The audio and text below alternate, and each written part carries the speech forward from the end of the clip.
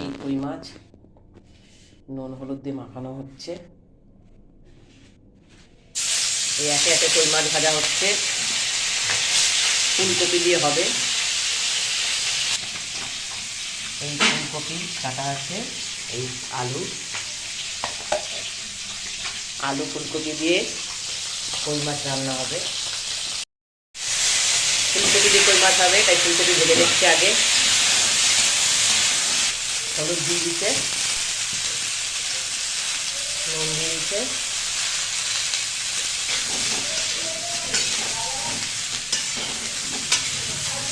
সব মাছ ভাজা হয়ে গেছে।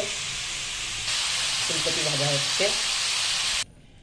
সরষের তেল দিয়ে দিয়েছি, তেজপাতা, এই সামান্য একটুই তেল দেওয়া হয়েছে। এটা কি জিরে জিরে ফোড়নে দিলাম। ওই আলু দিয়ে দেওয়া হয়েছে। এই যে আমার মা রান্না করছে।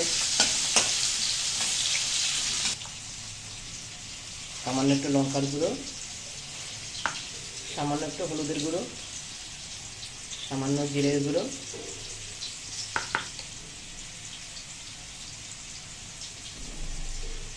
1.5 চামচি নুন, এই জলের মধ্যে গুলে নেওয়া হয়েছে, আর সামান্য একটু চিনি।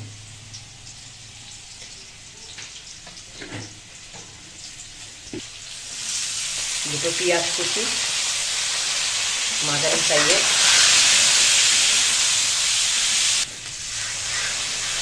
যে মশলাটা গুলে রেখেছিল সেটা দিয়ে দিল। এবার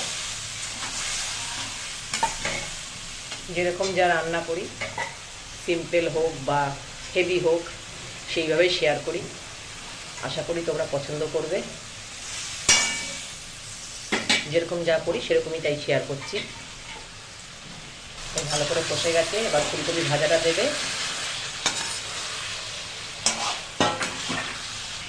এই যে একটু মটর ছিল, মা বললো একটু মটরটা দিয়ে দিই, তাই একটু মটরটাও দেবে।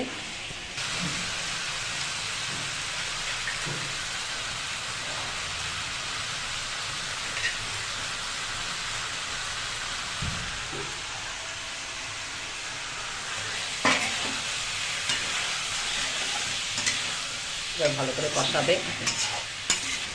এবার জল দিয়ে দিচ্ছে। এই জল দিয়ে দেওয়া হচ্ছে। এবার একটুখানি ফুটে নেব, তারপর কই মাছটা দিয়ে দেবে। ভাজা কই মাছটা দিয়ে দিচ্ছে।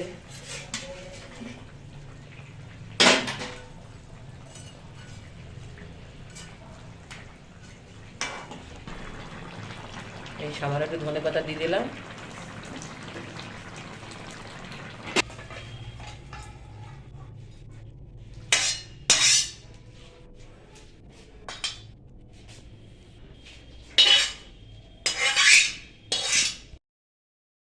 এই কই মাছের মটর ফুলকপি আলু দিয়ে ঝোল করলাম।